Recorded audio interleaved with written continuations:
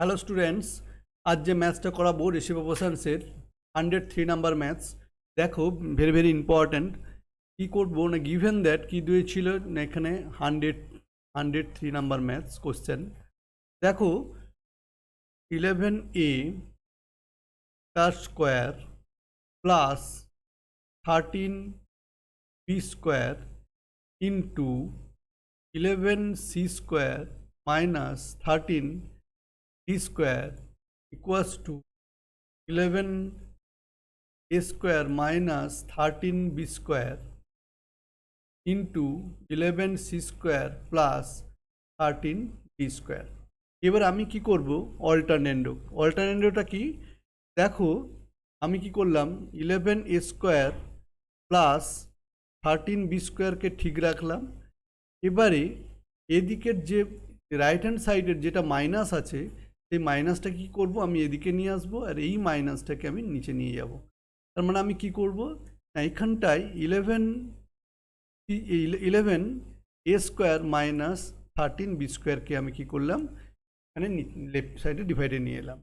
আর right hand সাইডে কী পড়ে থাকলো, রাইট হ্যান্ড সাইডে পড়ে থাকলো 11c square plus 13b square by 11c square minus 13b square. এটা কি করলাম না, অল্টারনেন্ডো করলাম, বাই অল্টারনেন্ডো, বাই অল্টারনেন্ডো।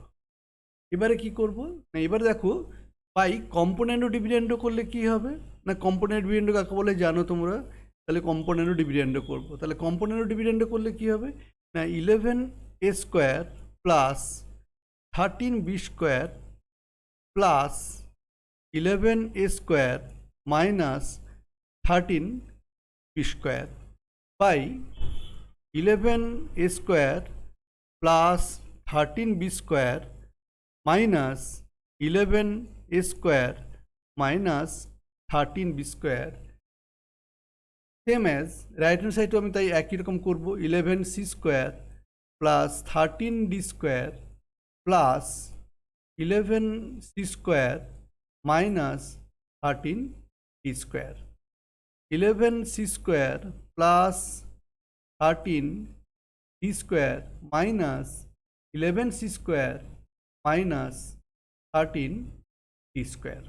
এবার যদি আমি ব্র্যাকেটগুলো যদি আমি রিমুভ করে দিই, তার মানে কি পড়ে থাকবে না, রিমুভগুলো যদি আমি ব্র্যাকেটগুলো তুলে দিই, তাহলে পড়ে থাকবে 11a square plus 13b square plus 11a square minus 13b square by 11a square plus 13b square minus 11a square plus 13b square.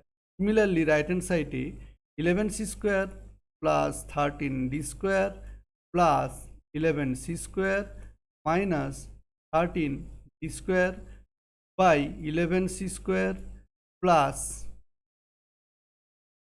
13d square minus 11c square plus 13d square.